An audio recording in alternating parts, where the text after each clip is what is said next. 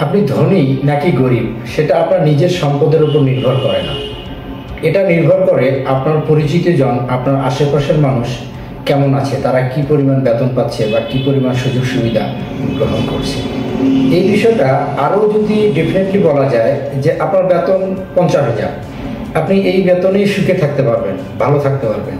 কিন্তু আপনি যখন দেখবেন যে আপনার চেয়ে কম যোগ্যতার মানুষ এর চেয়ে ভালো বেতন পাচ্ছে কিংবা ভালো জীবনযাপন করছে, তখন কিন্তু আপনার নিজের মনের ভিতরে একটু রাগ উঠবে। এর পাশাপাশি আপনার প্রফেশনের উপরেও আপনার বিরক্ত হতে পারে।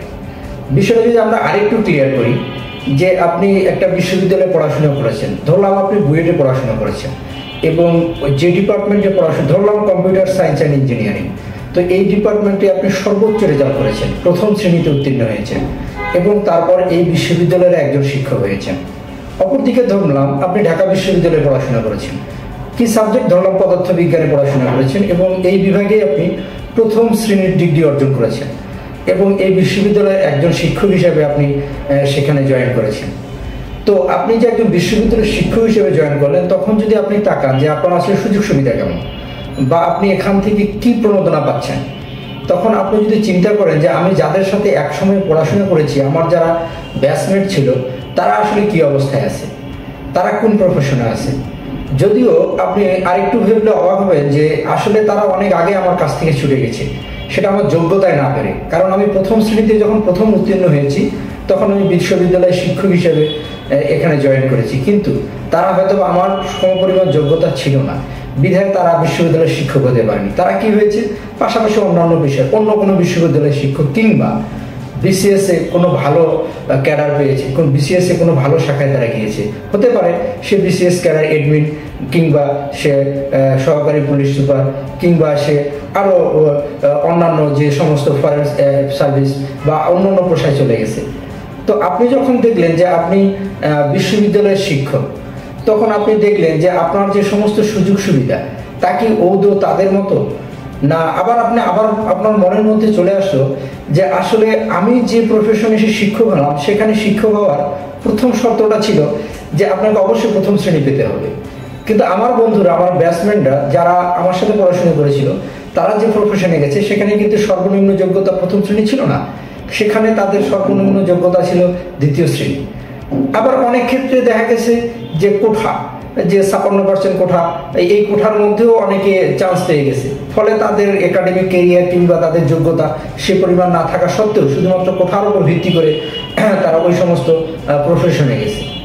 যাক, যেভাবে হোক তারা তো গিয়েছে একটা প্রফেশনে, কিন্তু সেখানে গিয়ে আপনি কি দেখলেন, আপনি অবাক হয়ে গেলেন যে আমি একজন বিশ্ববিদ্যালয়ের শিক্ষক হলাম প্রথম শ্রেণীর পেয়ে, কিন্তু আমি যখন দেখলাম যে আমার বেতন কাঠামো বা আমার পদমর্যাদাটা একজন কলেজের শিক্ষকের মতোই, তখন আপনি তো অবাক হয়ে গেলেন, কি ব্যাপার, আমি বিশ্ববিদ্যালয়ের শিক্ষক হলাম, এত বড় নাম করলাম, কিন্তু আমার বেতন কাঠামো দেখি কলেজের শিক্ষকের মতোই।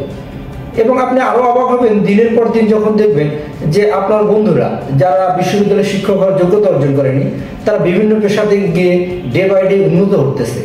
তারা একটা সময় দেখা গেছে যে তারা তাদের নিজস্ব গাড়ি হয়েছে, তাদের নিজস্ব ফ্ল্যাট হয়েছে ঢাকা শহরে, তার ছেলেমেয়েরা খুব ভালো জায়গায় পড়তেছে।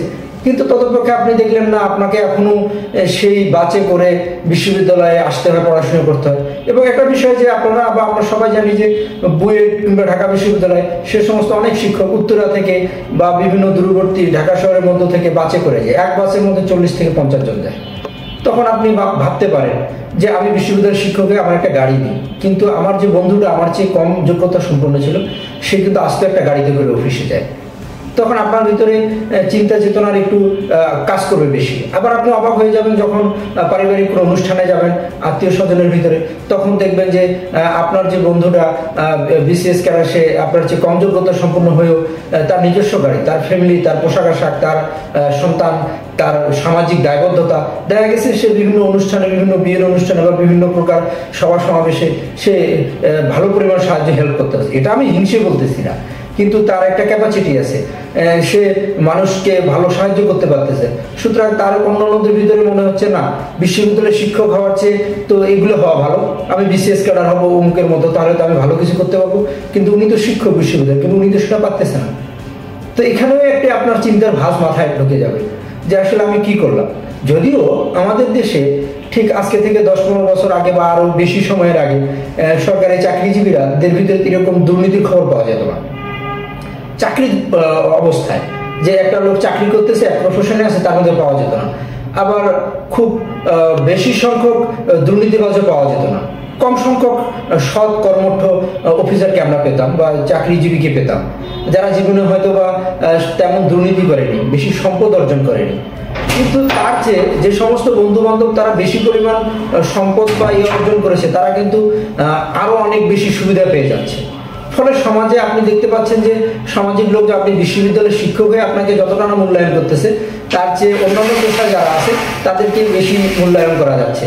সেক্ষেত্রে আপনার ভিতরে এই পেশা নিয়েও একটা মনের ভিতরে চিন্তাবোধ আসতে পারে, বা আপনার সন্তান, স্ত্রী, পরিবার, পরিজনের কাছে আপনার মানসিক একটা অবসাদ আসতে পারে যে আমি কি বিশ্ববিদ্যালয়ের শিক্ষক হয়ে এত বড় সম্মানজনক পেশায় ভুল করলাম। আবার এই বিষয়ে যখন চিন্তা করি তখন নিজেকে আমার হিংসুটু মনে হয় যে আমি তো শিক্ষক, আমাকে তো সবাই সালাম দিচ্ছে, আমি তো সকলের সম্মান পাচ্ছি, আমি টাকারও চিন্তা করবো কেন? টাকা তো আমাকে প্রয়োজন হয় না। কিন্তু বর্তমান সমাজ ব্যবস্থা এমন একটা ভাবে তৈরি যে সমাজ ব্যবস্থায় প্রয়োজনীয় অংশ সচ্ছল জীবনযাপন করতে গেলে টাকার প্রয়োজন হয়। টাকার কাজ অন্যভাবে কোনোভাবে সেটা মেলানো যায় না, তখন হয়তো বা মনের ভিতরে চিন্তা আসে। কিন্তু একটু করে ভাবলে, আমরা যখন ভাবি যে এই প্রফেশনগত সমযোগ্যতার মধ্যে বৈষম্য কেন, কারণ এই বৈষম্যতা আসলে কিভাবে সৃষ্টি, আমি যখন দেখতে পাই যে একজন ডিসি বা একজন প্রান্তিক লেভেলে একজন সরকারি কর্মকর্তা, তার বিশাল এরিয়া নিয়ে তার অফিস, সুতরাং তার একটা গাড়ি থাকতেই পারে, সে গাড়িতে করে জনসাধারণের খোঁজ নিতে এক জায়গা থেকে এক জায়গায় দিতে পারে। কিন্তু আমি অবাক হয়ে যাই যখন থেকে একটা সচিবালয়ে, যার কোয়ার্টার বা যার আবাসিক জায়গা আশেপাশে হতে পারে, কিন্তু সে বড় একটা গাড়ি নিয়ে অফিসে যাচ্ছে। কিন্তু আমি উত্তরা থেকে বাসে চড়ে 50 জনের একটা বাসের সিটে চড়ে আমি অফিসে যাচ্ছি, আমার সাথে 20-30 জন কলিগ সহ, আমার কিন্তু গাড়ি নেই। যখন আবার আমি খেয়াল করি যে আমার বাসায় যে গাড়ির যে ড্রাইভার কিংবা আমার চিকিৎসা কিংবা আমার বাসার যে কাজের পরিচিকা, তার কিন্তু সে পরিমাণ সুযোগ সুবিধা সরকার থেকে দেওয়া হচ্ছে না। আমি কোথাও গেলে আমাকে ওই পরিমাণ ভাতা দেওয়া হচ্ছে না, কিংবা আমার সাথে ওই পরিমাণ সামঞ্জস্যপূর্ণ আমার সহযোগী পাচ্ছি না। কিন্তু অন্য ক্ষেত্রে দেখলাম বিসিএস ক্যাডার হয়ে যারা সচিবালয়ে এসেছে, তাদের অনেক সুযোগ সুবিধা, তাদের বাসার কাজের লোক থেকে শুরু করে তাদের সমগ্র বিষয় সরকার দেখছে। তারা এই পাশাপাশি থেকে, এই বাসা থেকে অফিসে আসতেছে বড় গাড়িতে চড়ে, যেটা আমি পাচ্ছি না। আমি আবার বাজার করতে গেলে, বিভিন্ন জায়গায় গেলে আমার আনুষঙ্গিক আমি ড্রাইভার পাচ্ছি না, আমি কাজের লোক পাচ্ছি না, আমি মালি পাচ্ছি না বাসায়, কিন্তু সে তো পাচ্ছে। আমি আবার যদি খেয়াল করে দেখি যে আমরা যখন একটা প্রফেশনে যাই, আমি ঠিকভাবে ওই প্রফেশনে আমাকে নিয়ত হাইলাইটস নেই, কিন্তু সে বিভিন্ন ট্যুরে যাচ্ছে, বিভিন্নভাবে সে সামাজিকভাবে, অর্থনৈতিকভাবে সে স্বাবলম্বী হচ্ছে। কেন? আসলে এই পেশা বিষয়টা কেন এখানে বৈষম্য হয়ে আসছে? আমি কি এক্ষেত্রে কি আমি ভুক্তভোগী, না আমার মেধাগুলো ভুক্তভোগী? আমি বাজারে যাচ্ছি, আমার যে সুযোগ সুবিধা, আমার যে স্যালারি, সেই হিসেবে আমি মনোমতো বাজার করতে পারছি না, কিন্তু আরেকজন ঠিকই আমার সামনে বসে বাজার করছে। আসলে আমি তো দেখেছি যে পাশ্চাত্য দেশে বা পৃথিবীর নিয়ম অনুযায়ী সারা পৃথিবীতে নিজ যোগ্যতা কিংবা নিজ প্রফেশনের ভূমিকা অনুযায়ী নিজের সম্মান বা নিজের প্রণোদনাটা বাস্তবায়িত হয়। আছে না, আমি ঢাকা বিশ্ববিদ্যালয়ের মতো জায়গায় প্রফেশন করি, শিক্ষকতা করি, আমার দ্বারা দেশ জাতি তো উপকৃত হয়। আমি কৃষি বিশ্ববিদ্যালয়ের একজন শিক্ষক, আমার দ্বারা কৃষিতে দেশের উন্নয়ন হয়, তাহলে আমার তো দেশে অবদান আছে। একজন ডাক্তার, যেখানে ঢাকা মেডিকেল কলেজের ডাক্তার, তিনি 6-7 দিন ধরে তার একটা গাড়ি রিকুইজিশনের জন্য সে বারবার বলে, তারপরে সে পায়। অন্যদিকে সমপরিমাণ ডাক্তার অন্য কোনো বাহিনীতে থাকলে তার সামনে পিছনে 2টা গাড়ি যায়। তো আমার কি কথা বলাটা অবান্তরই মনে হয়, না আমি আসলে এই সমস্ত বৈষম্যের শিকার হচ্ছি? দর্শক, আপনারা জানেন যে আমাদের দেশে শুরু হয়েছে বৈষম্য বিরোধী অবস্থান নেওয়া হয়েছে, এবং আমরা যত দিন যাচ্ছে আমরা এটা বুঝতে পারতেছি যে আমাদের ভিতরে আসলে কোন বৈষম্যটা বিরাজ করতেছে। সমযোগ্যতার একজন মানুষ কেন তার সহকর্মী বা তার পরিচিতি বা তার ব্যাচমেট বা তার পরিচিতিদের সাথে ছোট হচ্ছে? কি সব অনুষঙ্গ, কি সব সুযোগ সুবিধা যেগুলো আমাদের ভিতরে বাজারে গিয়ে পার্থক্য সৃষ্টি করছে? আসলে এটা নিয়ে তাড়াতাড়ি আমাদের দেশে যে কর্ম কমিশন, এগুলো ভেবে নেওয়া উচিত। না হলে তো এক সময় যে তরুণ সমাজ জীবন দিয়েছে বৈষম্যের বিরুদ্ধে, তারা তো একসময় প্রফেশনে যাবে, তারা তো এটা নিয়ে রুখে দাঁড়াবে। তা আমরা কি এটা বলতে পারি না যে স্ট্যান্ডার্ড, যেটা পৃথিবীব্যাপী যে স্ট্যান্ডার্ড, যে যোগ্যতা, যে কোয়ালিটি, যে প্রফেশনাল অবদান, তার উপর ভিত্তি করে একটি বেতন কাঠামো বা তার উপর ভিত্তি করে আমাদের সামাজিক মর্যাদাগুলোকে বন্টন করা, যাতে উচ্চ শ্রেণী নিম্ন শ্রেণীর কোনো ব্যবধান না থেকে সমান ব্যবধানে সমান প্রফেশনে মানুষ কাজ করবে, সবার প্রতি সেই সম্মান থাকবে।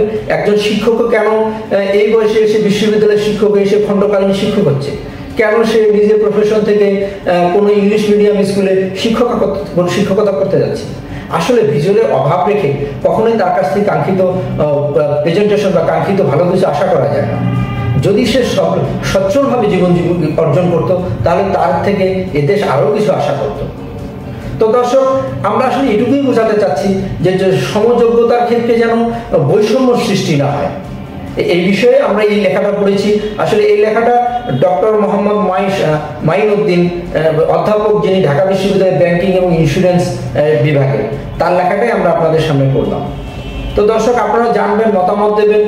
আবার আমাদের সামনে যে কর্ম কমিশন আছে, তারা যেন এগুলো নিয়ে চিন্তা করে যে আসলে আমাদের যে সমযোগ্যতার বন্টন, যেটা কোনো বৈষম্য যাতে না হয়। এই বিষয়ে আপনাদের মতামত কি? কারণ আপনারা আমাদের মূল্যবান অংশ, আপনারা আপনাদের মতামত দিয়ে আমাদেরকে জানাবেন। আমরা সেই অনুযায়ী হয়তো বা আপনার অন্য কোনো অনুষ্ঠানে আপনাদের মতামতের আলোকেই কথা বলবো। ততক্ষণ পর্যন্ত ভালো থাকবেন, আমাদের সাথেই থাকবেন। Mohammad Arman, news desk, 24 Bangladesh.net।